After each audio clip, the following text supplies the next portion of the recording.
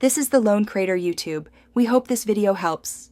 You start by opening your photo in a simple editor and cropping to your desired aspect ratio.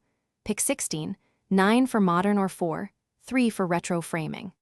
Once cropped, boost contrast by about 15 and clarity by 20 to introduce that punchy Y2k edge, then increase vibrance by roughly 10 so colors feel saturated without clipping. Make sure to add a gentle vignette at 10 to 20% radius to draw the eye inward. This sets the stage for the next stylistic layers.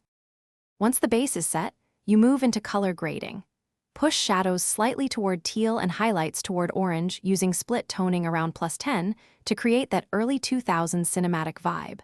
Then add film grain in the 6 to 12% range and raise exposure a half stop if the image needs airiness. This simulates film texture and the period's blown highlights.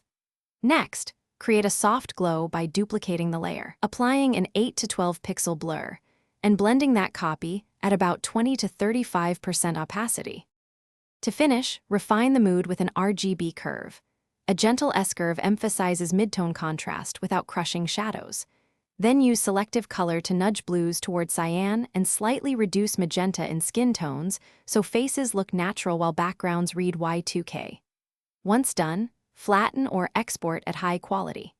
If something looks too processed, reset the problematic layer opacity, paint a mask to restore natural detail, or undo the last step and reapply at lower strength to preserve balance.